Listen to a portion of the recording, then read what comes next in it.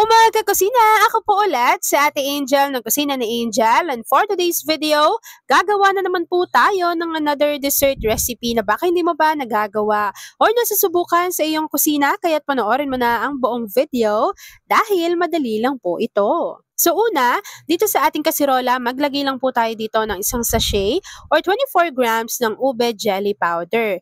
After po nun, tutunawin lang natin ito sa 3 cups ng buko juice or yung sabaw mismo ng buko para hindi naman sayang, 'di ba? Kasi gagamit po tayo dito mamaya ng buko meat.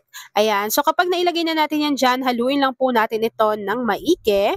Bago, kakailanganin po natin dito ng 1 can or 380 grams ng Marie Evaporada.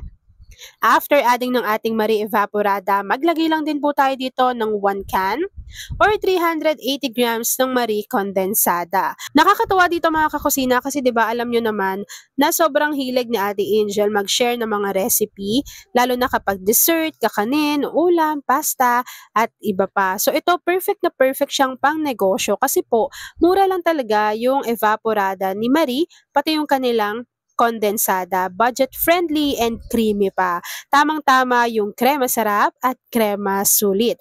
By the way, pwede nyo siyang mabili in all leading supermarkets, pero kung ayaw mo nang pumila sa mahabang mga ganun pa, available din naman siya sa mga palengke. So after adding ng ating evaporada pati ng ating kondensada, maglagay lang po tayo dito ng half teaspoon ng vanilla essence. Hahaluin lang po natin ito bago maglalagay na rin po tayo dito ng konting ube halaya. So kapag nailagay na natin yung ube halaya, natira ko lang kasi yan pwede na nating buksan yung apoy sa ating kalan at lulutuin lang po natin ito over medium to low heat. So kapag nakita ninyo or naramdaman ninyo na medyo kumikibot-kibot na yung ating mixture, pwede naman na kayo diyang maglagay ng isang piraso ng buko. Nasa sa inyo rin kung gusto nyong dagdagan kasi dito sa amin medyo mahal na yung buko. So isa lang yung nilagay ko. Sa inyo ba mga kakusina, magkano na yung buko sa inyo? Ilagay nyo na yan sa ating comment box section. So habang hinihintay po natin kumulo yung ating mixture, please don't forget to like and follow yung ating Facebook page, Kusina ni Angel. Kung meron ka ring Instagram, paki-follow na rin ako doon, Kusina ni Angel. At kung gusto mong matuto pa ng iba pang mga recipes o kaya naman gusto mong mag-share ng mga niluluto mo everyday, pwede kang sumali sa ating Facebook group. Andiyan lang po yan sa ating Facebook page.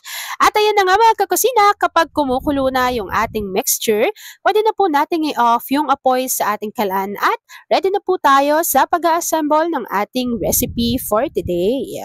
Dito sa ating 750 ml na microwavable tub, mag-assemble na po tayo ng ating recipe. So una, ilagay muna natin dito yung konting cream mixture na niluto natin kanina.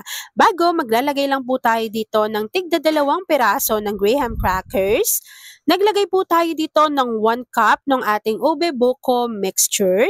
Maglalagay ulit tayo ng tigda 2 crackers. Another 1 cup ng ating ube buko mixture. 2 piraso ng graham crackers. Cream mixture. Tapos po, kapag medyo nag-set na yan or lumamig na siya, maglalagay lang tayo or maggagadgad lang tayo ng cheese or keso sa ibabaw para pambalanse din siya nung lasa ng mismong dessert natin. Kapag nailagay na natin yan dyan lahat mga kakusina, hihintayin lang po natin tong mag-set or mag-firm. Ilagay nyo lang siya sa inyong chiller. Tapos, ipapakita ko na sa inyo kung ano yung natapos nating easy dessert recipe. At ayan na nga mga kakusina, kapag lumamig na or nag-set na yung ating recipe, pwede na po natin tong i-enjoy. At ayan na mga kakusina, tapos na po ang ating easy and creamy na ube graham ref cake. Kung nagustuhan mo yung ating video, please like and share this video. At kung hindi ka pa nakakapag-subscribe sa aking YouTube channel na Kusina ni Angel, please click subscribe button, click mo na yung notification bell, click all para lagi kang updated sa bawat ina-upload kong mga videos. Yun lang mga kakusina. Thanks for watching and enjoy this video.